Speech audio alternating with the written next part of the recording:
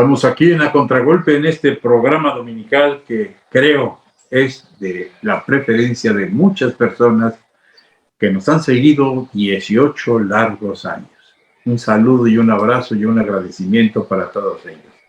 Les saluda Guillermo García Manzano. Y Concepción Villalobos, sí, muy alegre de estar en este espacio A Contragolpe, y además yo también creo que hoy es Día del Padre, así es que un abrazo y un saludo y una gran felicitación a todos los papás que hoy están celebrando su día.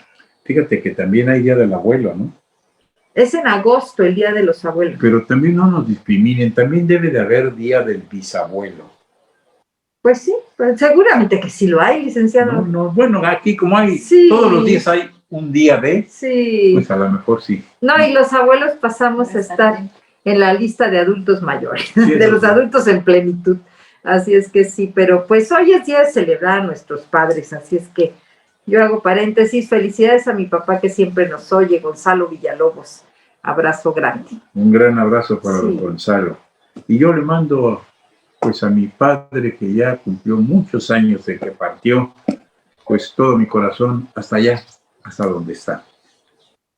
Sí, estaba yo pensando que, aunque suena trillado en este día, claro que sí es bonito ese verso que dice, es un gran tipo mi viejo. Aunque todos los días del padre lo ponen, sí es una canción hermosa porque define muy bien a muchos de nuestros padres. El que ya anda lento como perdonando al tiempo. Qué bonito. El que estuvo vivo en sus tiempos de tranvía y vino tinto. ¡Ay, qué cosa tan hermosa!, ¿verdad? Me encanta a mí esta canción, me encanta. Oye, por cierto, vamos a mandarle una felicitación a nuestra querida amiga. Bueno, es muy jovencita para que la consideremos amiga contemporánea, pero su madre y su padre fueron amigos nuestros muy queridos. Me estoy refiriendo a María Antonieta Velázquez Chagoya. ¿Por qué, Conchita? Porque es la nueva titular de la delegación de la Cruz Roja Mexicana. Ella preside ahora la Cruz Roja Mexicana en Oaxaca y seguramente la veremos. Como es ella, una joven activa, una profesionista de primera, por supuesto, y además una integrante de una maravillosa familia, pues la veremos ahí liderando estas colectas, liderando estos servicios, trabajando con AINCO, y en lo que podamos unirnos, por supuesto que estaremos ahí, como siempre estuvimos, y como siempre nos gusta participar en la Cruz Roja Mexicana. Oye, ¿qué tal la lluvia, Conchita? ¡Oh, qué bárbaro! Ahora sí ya está pegando parejito. Ya se volvió a poner verde mi rancho, güey. Precioso. Y eso es muy hermoso, ¿no? Sí. Pero bueno, también hay peligro, ¿eh? Porque en las costas de Guerrero puede ser que nos influya a algo que se está acercando, decíamos en el comentario de media semana, a la bellísima parte de Acapulco. Entonces hay que tener cuidado, no sea que se vaya a repetir problemas aquí en Oaxaca que no nos agarran de sorpresa, pero sí tenemos que prever que definitivamente no haya víctimas en esta ocasión. Así es, con lluvia o sin lluvia, hay agenda cultural en Oaxaca y está aquí Soledad Alvarado Juárez para comentarle. Muchas gracias, Conchita. ¿Qué tal, amigas y amigos de A Contragolpe? Con mucho cariño los saludo este domingo de junio del 2022. Esta semana se han dado a conocer una serie de talleres presenciales. El Tamayo ofrece el taller de escultura impartido por el maestro Javier Santos. Las sesiones serán presenciales lunes y martes de 10 de la mañana a 1 de la tarde y en línea miércoles y jueves de 10 a 12 del día. El cupo es limitado. Informes e inscripciones en las redes sociales del taller Tamayo. Y ya próximo el fin del ciclo escolar y el inicio de las vacaciones de verano, se anuncian una serie de talleres para los más pequeños. El CASA, Centro de las Artes de San Agustín, ofrece Lata Cámara, en el que los participantes aprenderán a realizar una cámara utilizando una lata. Además, conocerán la forma básica de crear fotografías a través de una cámara sin objetivo. El taller está dirigido a niñas y niños de 8 a 10 años. El curso es impartido por la maestra María Luisa Santos Cuellas y se llevará a cabo del 4 al 8 de julio de 4 de la tarde a 7 de la noche. Y el taller de bordado sensorial dirigido a niñas, niños y adolescentes de entre 6 y 14 años, en el que por medio del bordado sensorial identificarán los 5 sentidos como fuentes de aprendizaje, inspiración y creación. El taller será impartido por Quetzalcóatl Molina del 1 al 5 de agosto de 10 de la mañana a 2 de la tarde. Y el cierre de inscripciones para estos talleres es el día de hoy. Si te interesa, córrele a las redes sociales del Centro de las Artes San Agustín e inscríbete. El Instituto de Artes Gráficas de Oaxaca, en su sede Juárez, invita al Laboratorio de Animación para Niñas y Niños. En esta actividad, las y los participantes aprenderán los inicios mágicos del cine y la animación a través de juguetes ópticos, fotografía y dibujo, buscando comprender cómo funciona la animación cuadro por cuadro, cómo ambientarla sonoramente y realizar retratos animados. El taller es para niñas y niños de 7 años en adelante y será impartido por Nayashel Ramírez Pérez, del 20 de junio al 24 de junio de 4 a 6 p.m. Informes e inscripciones en las redes sociales del Instituto de Artes Gráficas de Oaxaca.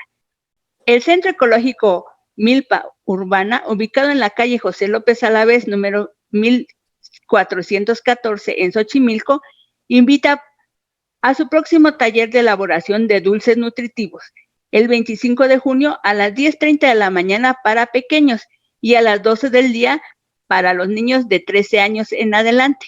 El curso es gratuito y es impartido generosamente por la maestra Irma Sánchez. Informes en las redes sociales del Centro Ecológico. Me despido, un abrazo muy fuerte a los papás que hoy en su día y muy agradecida con A Contragolpe porque de estos 18 años he estado creo que 2, así que muy agradecida por el espacio. Y recuerda que para asistir a las exposiciones y actividades presenciales es necesario el uso de cubrebocas, la sana distancia y cumplir con el protocolo sanitario que marca la institución que se visita. No bajemos la guardia. Si te cuidas tú, nos cuidamos todos. Recuerda que este programa, además de escucharse desde La Mexicana, también lo encuentras en nuestras redes sociales.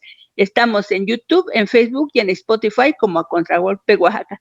Visítanos, regálanos un like y que tengan un excelente inicio de semana. Muchas gracias. A ti te agradecemos, Solecitas, tu comentario en estos 2 años que han transcurrido y que has hecho un esfuerzo muy bonito para realzar todavía más la presencia de A Contragolpe en la ciudad de Oaxaca. Así es, y pues mandamos a corte. Pero antes de mandar a corte, bueno, yo creo que hay algo que es importante en este periodo gubernamental, lo que han sido publicaciones, y nos ha tocado contribuir en varias de ellas. Bueno, aquí todavía está calientito, pero aquí está la última de las publicaciones que nos ha patrocinado el IEPO y que obviamente bajo la tutela del señor gobernador del estado se le ha dado una presencia importante a distintos temas, entre ellos aquí, Istmo de Tehuantepec. Creo que va a ser un libro que va a gustar muchísimo.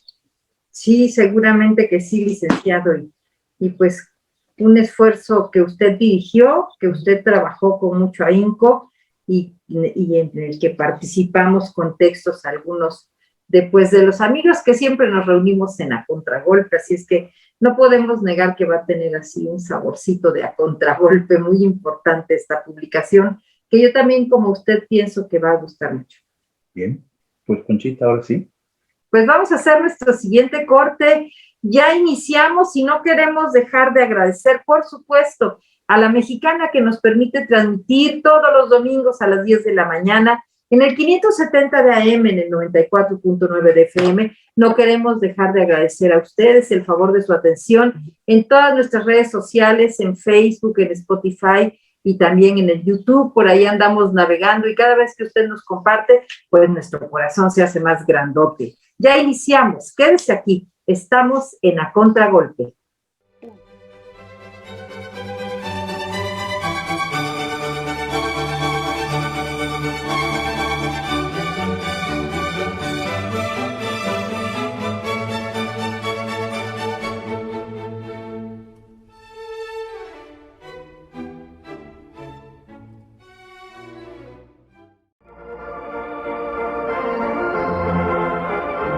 Un Un espacio cultural. De cuentos y leyendas oaxaqueñas, la pichuaca burlada, leyenda chatina. La pichuaca es un pájaro de color gris manchado, de turbio plumaje oscuro y plebeyo.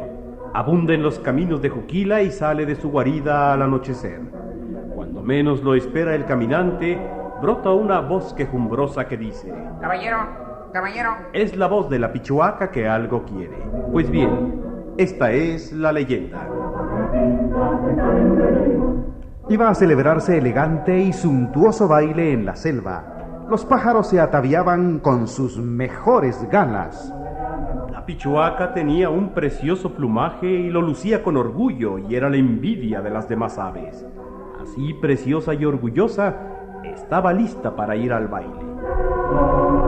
En eso se paró ante su nido un loro, quien le pidió prestado su traje a la pichuaca para ir a una ceremonia, de la cual decía regresaba luego. Y la pichuaca cometió la imprudencia de prestárselo, quedándose a su vez con el ropaje del parlanchín loro.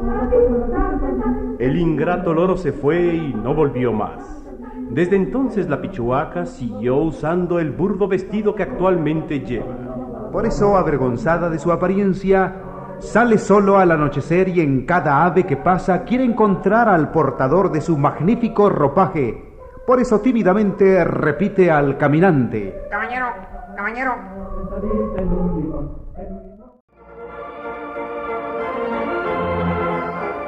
Un espacio cultural.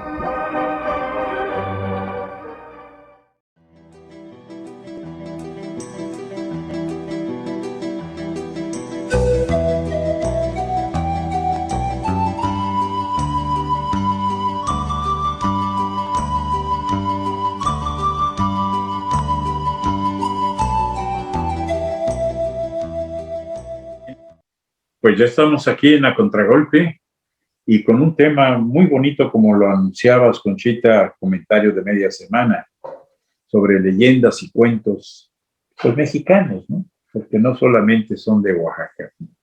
Y creo que hay cosas muy interesantes. Claro, y lo que es bonito también, licenciado, como usted lo dice, es que elegimos girar estas leyendas que estuvimos buscando en la semana alrededor de las aves, porque en una ciudad, en un lugar como nuestros valles centrales, las aves son parte de nuestro entorno y a veces hasta son el sonido de fondo que percibimos desde que amanece hasta que anochece, lo comentábamos. Y estas aves, todas ellas a su alrededor, bueno, todas ellas sería una exageración, pero muchas de ellas tienen alguna interpretación a través de la leyenda o a través de la narrativa, por su color, por su plumaje, por su conducta, por dónde vuelan. Y entonces, pues, nos dimos a la tarea de buscar estas aves de leyenda y les trajimos algunas muy bonitas. Y obviamente se relacionan estas aves, pues, con el ser humano. Claro. Y como bien lo dices, tienen su mensaje. Un mensaje que es interpretado por las distintas generaciones, pues según la leyenda de que se trate o el cuento de que se trate, pero siempre con una enseñanza o con una descripción bella. En el caso de Oaxaca hay muchas leyendas. Hay una leyenda que es muy bonita, chontal, que se llama Afau Lauchine. ¿Tú recuerdas algo de ellos, Conchita? Bueno, es que sí es una leyenda en la que nos van contando cómo estas aves se van relacionando, como lo decía usted, con el ser humano, y es una leyenda además que podemos disfrutar y que aparece en Oaxaca Espacios Culturales, así en ese formato de textos cortos y muy agradables de leer. Y yo creo que es una leyenda para leer, licenciado, porque es una leyenda así corta, muy bonita. Pues mira, la realidad es que los chontales era un pueblo, en aquel entonces, un pueblo duro, dicen que hasta salvaje. Hay inclusive una leyenda del amor del chontal, que en alguna ocasión la vamos a comentar, pero ahorita nos vamos a dedicar a las aves. Pero bueno, se dice también que con gran veneración el pueblo chontal recordaba a Afau Lauchine, un valiente caudillo de la tribu, quien se decía que había nacido de un huevo empollado por una pava y que en lugar de un polluelo de esta especie apareció un hermoso niño que tenía en la frente 3 cuernecillos. Cuando al correr de los años se hizo caudillo y tenía que combatir con sus enemigos, por virtud de sus 3 potencias frontales, se convertía de noche en colibrí y volando con rapidez de una flecha, se convertía pues entonces en un guerrero que mataba con mucha prestancia a uno de sus enemigos. Una vez que buscaba al dirigente jefe del grupo de enemigos, hallándolo, lo combatía y el avecilla, ya convertido en hombre, le quitaba la vida. Y bueno, después de matarlo se hallaba dormido, saliendo de esta forma siempre victorioso, y de alguna manera dicen también que con el cadáver del caudillo enemigo hacía un opípero banquete el caudillo vencedor, y sus vasallos principales se alimentaban con el cuerpo del enemigo. Medio dura la Sí, leyenda, qué bárbaro. pero muy hermosa también al mismo tiempo. Apau Sí. Lauchine. Qué bonita leyenda. Y al final del día, pues sí, como usted dice, podríamos decir que hasta violenta, pero pues las leyendas son eso, son también el cómo se van transformando y cómo se van interpretando las emociones humanas y las relaciones entre las personas. Sí, Sí. y bueno, ahorita estamos con las aves, Sí. pero ha habido leyendas de todo tipo, sobre todo muy sangrientas. Ujú. Algunas de ellas, como aquella de la época de la colonia, que un señor llegaba ahí en la madrugada y veía a un trasnochador y le decía, ¿a qué hora son? Ah, Pues van a ser las 12. Dichoso el ser humano claro. que sabe la hora en que va a morir. Y lo mataba. Claro, y muchas de las leyendas tienen esta carga misteriosa, ¿no? Esta carga así del gran, del misterio, de lo que no se sabe qué va a pasar. Por eso se escuchaban, ahora las podemos leer, porque hay muy buenas recopilaciones, pero antes pues se iban escuchando, se reunía la familia en torno a una mesa y alguien, el que más sabía, generalmente una persona mayor, contaba las leyendas del pueblo, las leyendas de los entornos, como ocurre con esta preciosa leyenda del Cenzontle, al que se le reconoce y se le llama como el pájaro de las 400 voces. Y ahora que estuvimos buscando, habían muchas leyendas de Cenzontles que encontramos, y esta a mí me parece muy interesante porque nos habla justamente de cómo el Cenzontle llega a ser Cenzontle, llega a tener esta voz tan maravillosa. Pues yo tengo entendido que va a ser muy difícil que nos sepamos de memoria estas leyendas, pero Xomecatzin, el señor del sauce, como se le llamaba, era un viejo mercader de un reino allá, cercano a la capital de la Nueva España, en Chalco, y que recorría los caminos cargando, pues, abolarios, joyas de oro, pues, no sé, piedras preciosas, pieles multicolores, además de, pues, algunas hierbas aromáticas y curativas. Pero cierto día organizó una caravana de mercaderes mexicas con el destino a Tehuantepec, y que por aquellos días este caballero se hallaba pues protegiendo a los pochtecas, y por eso se unió a la expedición. Así es. Ahorita dijo usted una palabra muy bonita que creo que nuestro público no se sabe, que es que venía este posteca cargando abalorios y cosas de oro. Y los abalorios son esas cuentas muy brillosas que se usan para ir ensartando en los collares o en las pulseras. Y es una palabra que ya poco usamos. Pues sí. Esta ave, el cenzontle, por cierto, en una de las poesías de Nezahualcóyotl, el rey poeta, habla del pájaro de las 400. Amo el canto del cenzontle. Que es maravilloso.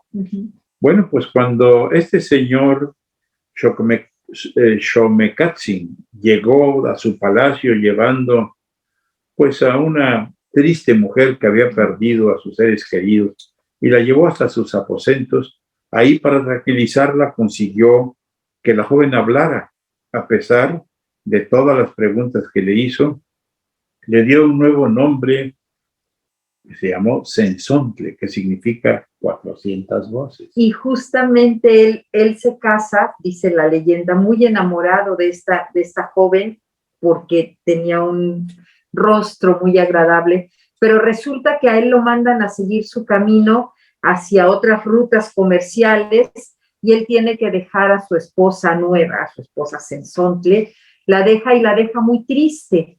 Y ella se queda muy, muy triste y se queda, digamos, ahí quietecita en un lugar, pero también ella como que con estas ansias de regresar de donde venía. Y resulta que cuando este mercader, este posteca, como se le llama correctamente, va en su ruta, hay un ave que vuela siempre junto a él y vuela muy inquieta y él se detiene a observarla porque el ave está ahí muy cerca de él.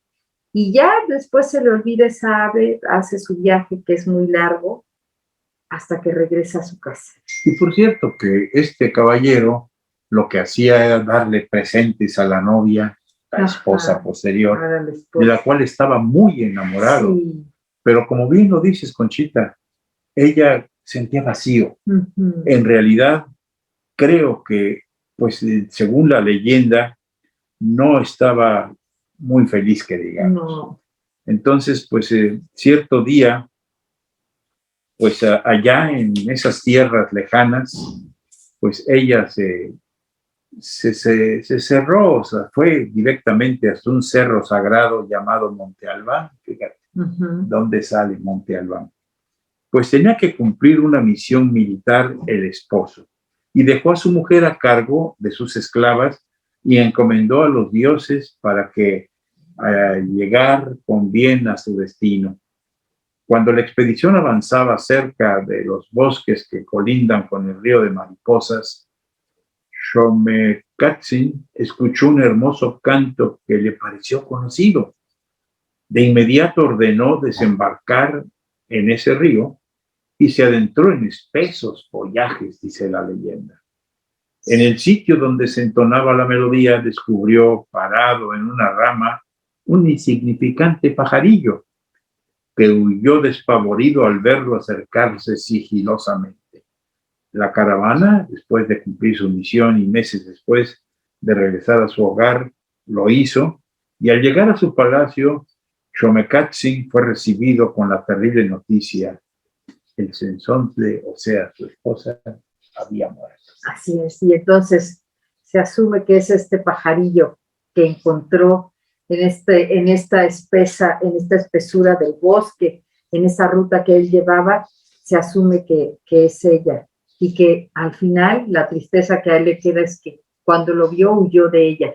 Y vamos a ver otras leyendas en donde también se habla de estos espíritus que cuando parten se presentan en forma de aves ante sus seres queridos, ante sus seres amados. Vamos a continuar, ya empezamos. Estamos aquí en A Contragolpe.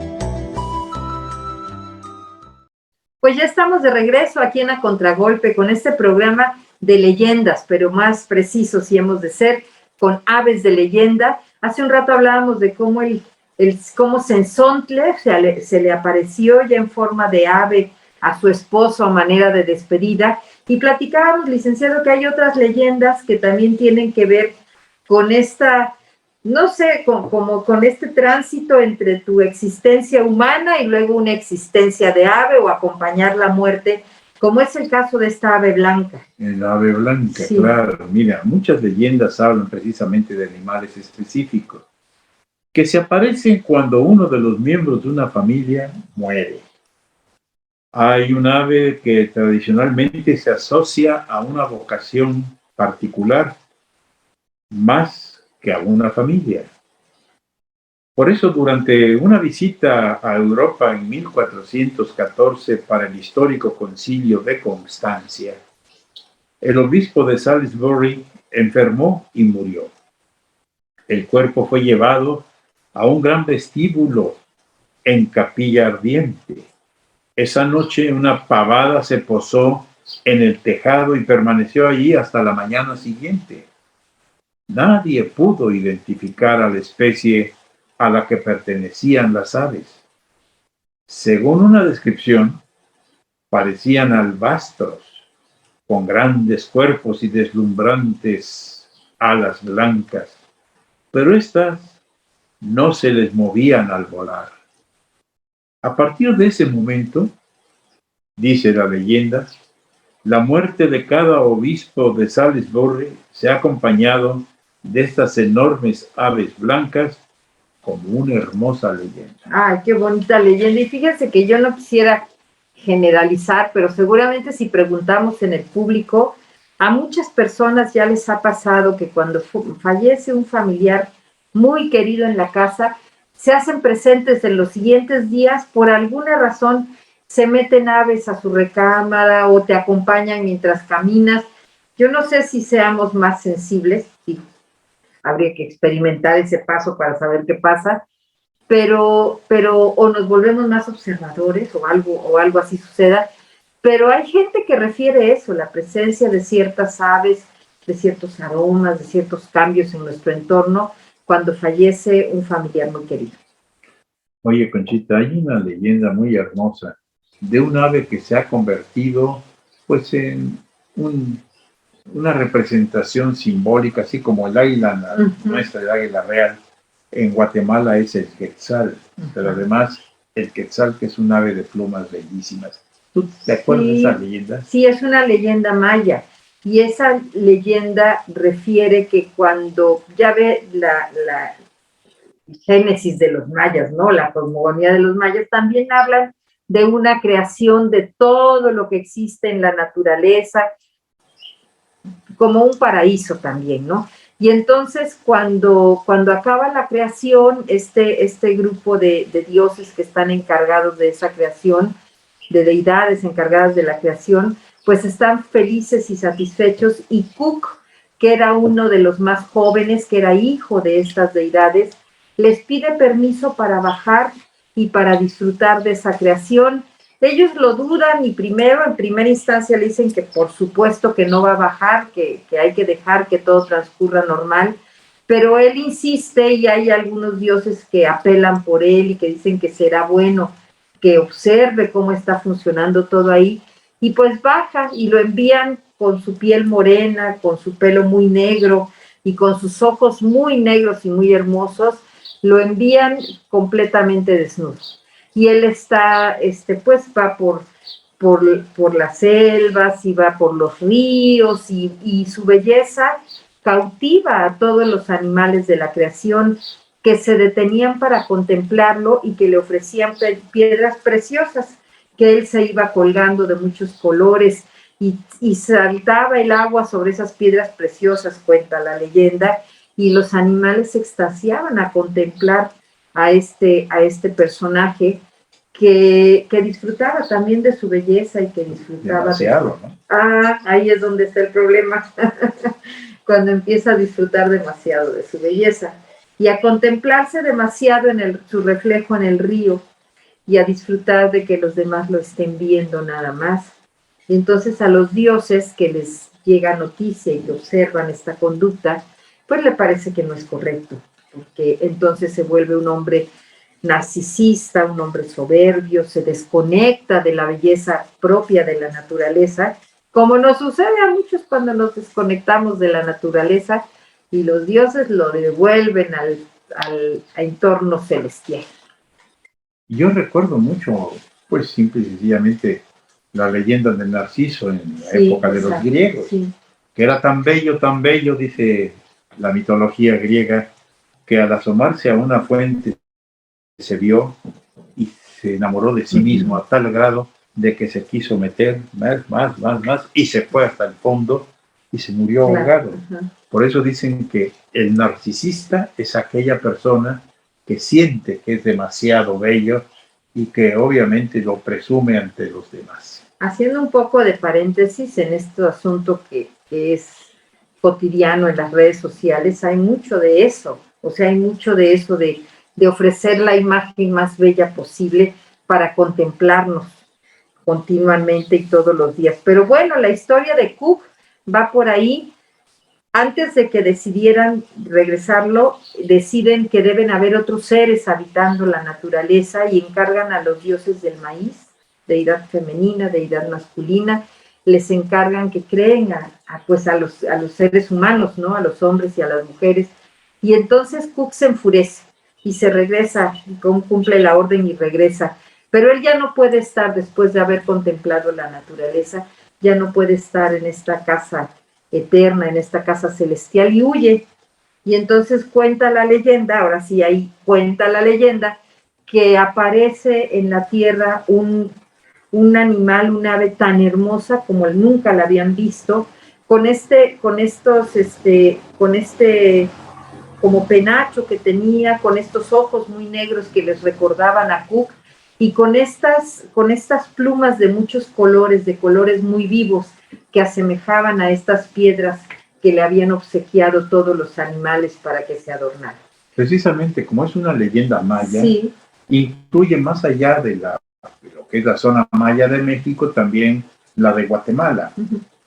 Y si nos vamos un poquito a referir la historia de la conquista de México, vemos que realmente no pudieron apreciar de la misma manera los españoles lo que era la belleza y la importancia que los mexicas le daban, y bueno, los pueblos mesoamericanos le daban a las plumas de quetzal, que eran unos colores maravillosos. Tan es así que los grandes penachos de los principales, los hueytlatoanis, estaban no solamente cubiertos de oro, sobre todo cerca de la cabeza, sino que el penacho en sí tenía plumas de quetzal. Sí. Y cuando llegan los españoles, esas plumas de quetzal las tiran, las hacen a un lado para rascar el oro y fundirlo, porque ellos tenían otro concepto, que era la riqueza a través de la conquista. Esto trae como consecuencia de que entonces se forme en el mercado de Tlatelolco, se forme un mercado de las preciosísimas plumas de quetzal que habían despreciado los españoles. Sí, sobre todo porque representaba lo que importaba de su mundo. Al final eran sin hacer romance ni épica de los pueblos prehispánicos, pues sí daban un gran valor a la naturaleza y a las bellezas de la naturaleza, y por eso les dolía ver cómo las plumas eran despreciadas y tiradas, y más valor tenían esas plumas cuando se decía que habían pertenecido al penacho de Tlatoani, aunque estaban un poco enojados con el Tlatoani porque no todo el mundo había estado de acuerdo en que recibiera con tanto cariño a Hernán Cortés y a sus amigos. ¿Qué le quedaba? ¿Qué le quedaba, verdad? No sé, pero yo creo que la historia se repite a través del tiempo. Ay, sí. Y lo vemos ahora en lo que está sucediendo en Europa y en Estados Unidos, aquí mismo en México.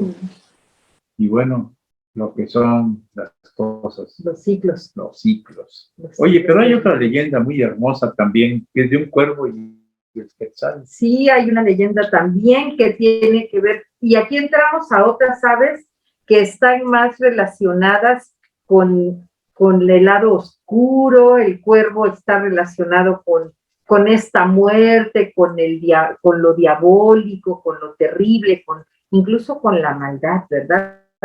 Porque también hay por ahí otra leyenda que habla de un cuervo diabólico, endemoniado, de un cuervo endemoniado que también tenía muerta de miedo a la población en la Ciudad de México, me parece, y el cuervo todo vestido con sus plumas negras y muy brillantes, se colocaba en un puente y sus no son graznidos, ¿cómo se le llama? Su cracitar. O sea que los cuervos cracitan. Ajá. De la misma manera que algunos, como las abejas, zumban, o los perros ladran, o los elefantes barritan. Sí. Pero los cuervos lo que hacen es cracitar. Y ese cracitar de los cuervos era muy molesto y daba mucho miedo. Entonces llega un señor al vecindario con sus 3 hijos que pues se escuchan, ¿no? Que la gente hasta pensaba que el cuervo estaba endemoniado y le tenía miedo. Empezaba a crasitar cuando sonaban las campanas que anunciaban la medianoche. Y que era el mismo Lucifer. Y decía la... Era Lucifer el que aparecía. Bueno, pues de alguna manera cuentan que en ese barrio llegó a vivir a una familia conformada por padres y 3 hijos, los cuales se llamaban Juan, Miguel y Santiago. Y cada uno de ellos se hizo el propósito de suprimir al cuervo, sí, para evitar el pánico que le causaba a la población. Pero pues primero fue el más grande, que fue Juan, y que fracasó. No pudo hacerle nada al cuervo. Luego fue Miguel, que también fracasó, teniendo otro tipo de método de para estrategia. Sí.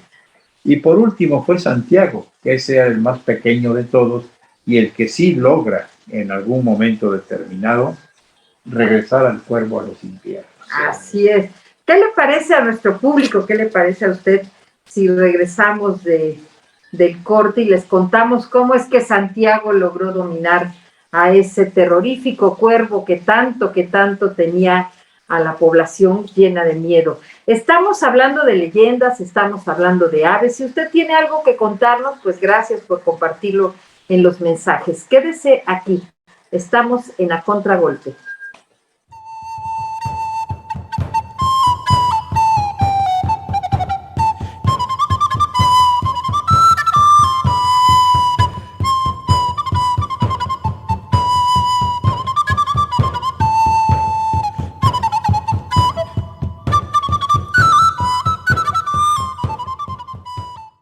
Pues ya estamos de regreso y quedamos que íbamos a comentarles cómo es que termina esta leyenda del cuervo endemoniado, porque hay que decir que Santiago era el hermano menor de estos 3 hermanos que intentaron detener o deshacerse del cuervo.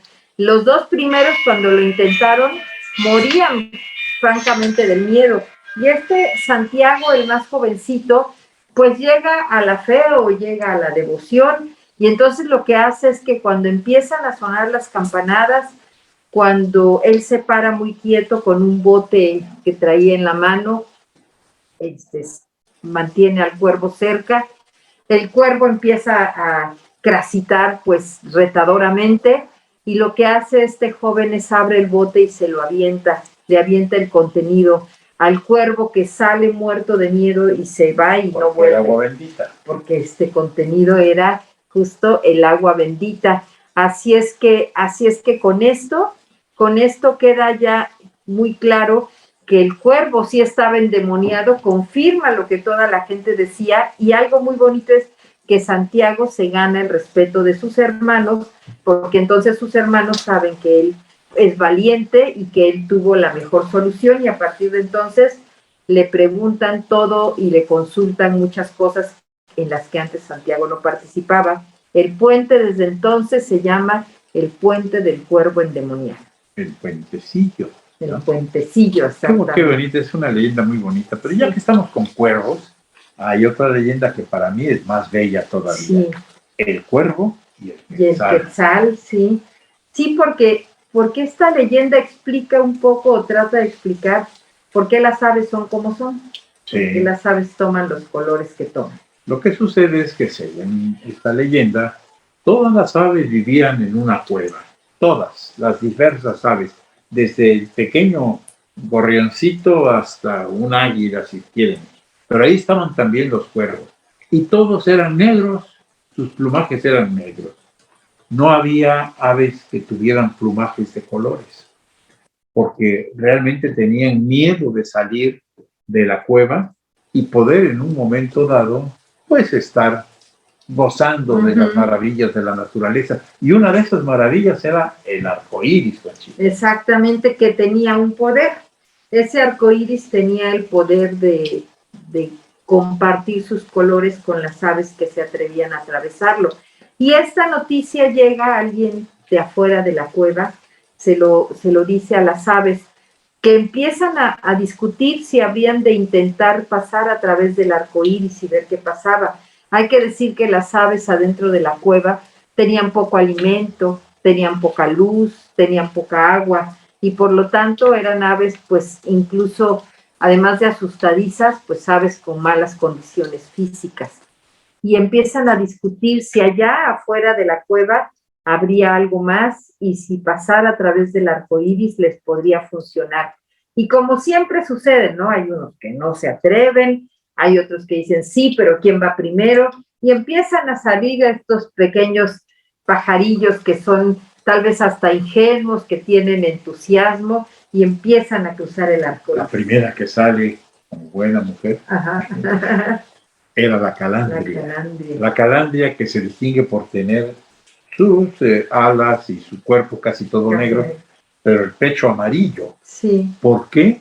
Pues porque simple y sencillamente al salir elige dentro del arco iris el color amarillo y lo atraviesa, y entonces queda prácticamente con ese amarillo precioso que las calandrias van teniendo. Y luego sigue el petirrojo. El petirrojo. Sí, el petirrojo pues también se ofreció a salir y se fue directamente hasta donde estaba el color rojo.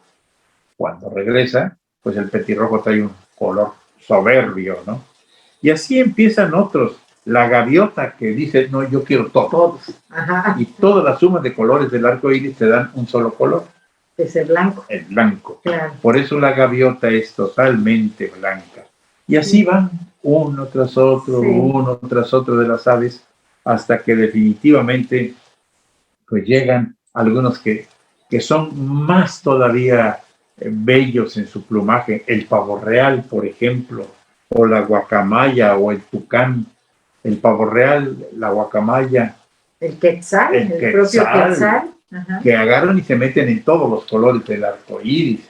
Y por eso una de las características del pavo real es que es un ave sin mayores pretensiones, pero que al estar enamorando, lo que hace es abre toda la cola y ahí vienen todos los colores del arco iris, con formas geométricas o redondas, muy hermosas también, y entonces enamora a la hembra. Pero de la misma manera que el tucán tiene 3 colores básicos. El tucán, para que nos entendamos, es el ave que tiene un pico inmenso. Pero es negro, también muy negro. Es negro, pero tiene blanco, tiene amarillo. El verde. Tucán, sí, tiene verde, amarillo, azul más que verde. Y el pico muy amarillo. El pico muy amarillo. Sí. Bueno, pues todas esas aves lo que hicieron fue salir de la cueva y entonces embellecer más aún la naturaleza. Claro, pero además de ganar colores y ganar belleza, ganaron la posibilidad de conseguir mucho mejor alimento, de estar mucho mejores, más fuertes, de volar más, de andar por más partes, y eso hace de las aves, pues las hace más poderosas, y solamente se queda uno adentro de esa cueva. El cuervo. Ajá, que el cuervo entonces se queda enojado, resentido, porque él cuando intenta salir, el arco iris ya murió. Entonces ya no puede hacerlo nunca más. Y por cierto, en la Torre de Londres, y esto es muy especial, en la Torre de Londres, ahí donde decapitaban a las reinas y donde se encuentran aún las joyas de la corona, en la parte, digamos, de jardín, está lleno de cuervos negros. Exacto. Que se supone son los guardianes de las joyas de la corona. Así es. Maravillosos, pero sí, el cuervo es un animal agresivo en un momento dado. Sí, pues yo pienso que como todos los animales que se sienten invadidos en su espacio y en su hábitat, pues defienden su lugar. No sé si a usted le ha pasado que hay gente que está criando patos o gallinas o gallos, si se sienten incómodos, los gansos, por ejemplo, pueden atacar, ¿no? Son territoriales, pues van defendiendo lo que consideran su espacio y su lugar para estar. Pero como estamos hablando de un ave que no tiene color más que el negro, que es el cuervo, y refiriéndonos a la Torre de Londres, pues precisamente por el temor que da un ave que no tiene un ápice de color de otra naturaleza, pues infunde temor.